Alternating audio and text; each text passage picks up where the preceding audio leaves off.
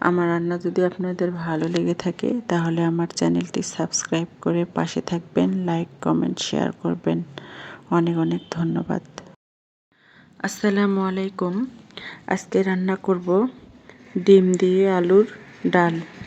তো এখানে আমি ডিমগুলো ভালো করে ধুয়ে নিয়েছি আর আলুগুলো ছুলে নিয়েছি। ছুলে মাঝখান থেকে দুভাগ করে দিয়েছি যাতে তাড়াতাড়ি সিদ্ধ হয়ে যায়।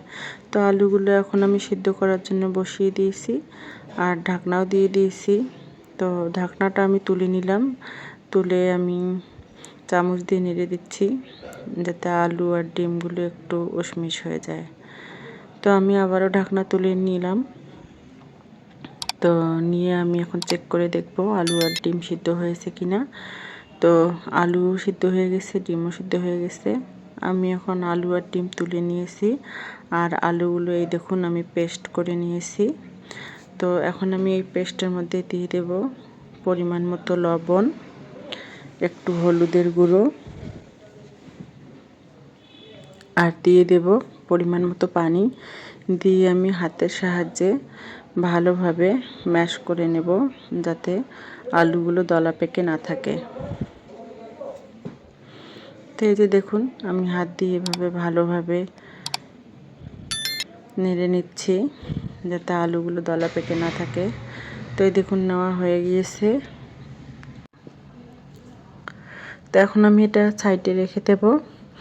আর আমি ডিমগুলো ছুলে নিয়েছি আর ডিমে দিয়ে দেব হলুদ আর লবণ, দিয়ে আমি ভালোভাবে একটু মেখে নেব। মেখে নেওয়ার পর আমি এগুলো তেলে একটু লাল লাল করে ভেজে নেব।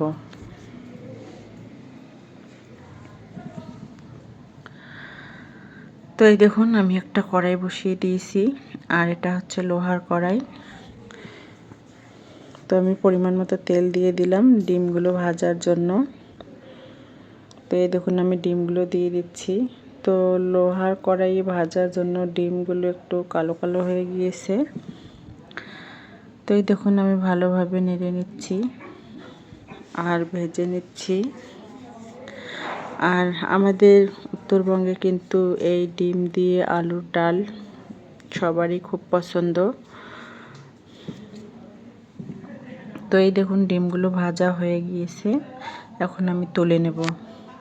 তো আমি এখন ডাল রান্না করব, এজন্য একটা কড়াই বসিয়ে দিয়েছি আর কড়াই গরম হয়ে গিয়েছে।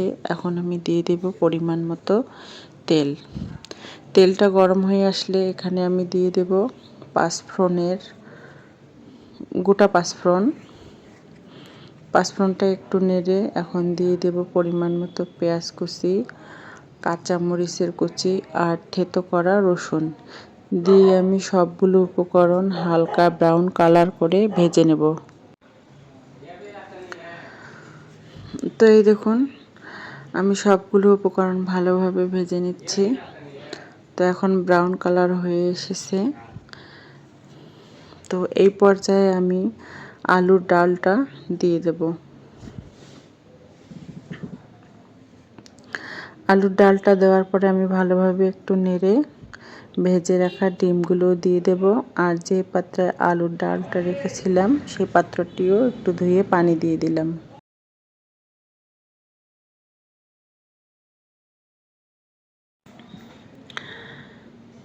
তো ডিমগুলো দেওয়ার পর একটু নেড়ে চেড়ে ঢেকে রাখবো। বলক চলে আসার পর আমি আবারও তুলে নেব। তো বলক চলে এসেছে। এখন আমি 4টা টমেটো কুচি করে কেটে নিয়েছি, সে টমেটো কুচিগুলো দিয়ে দিলাম।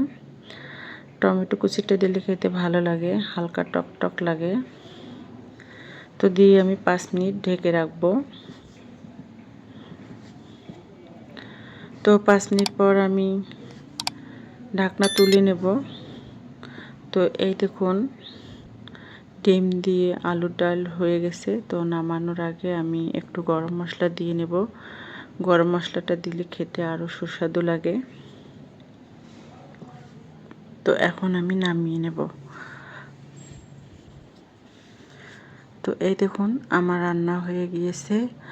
আমার রান্না যদি আপনাদের ভালো লেগে থাকে তাহলে আমার চ্যানেলটি সাবস্ক্রাইব করে পাশে থাকবেন, লাইক কমেন্ট শেয়ার করবেন। অনেক অনেক ধন্যবাদ।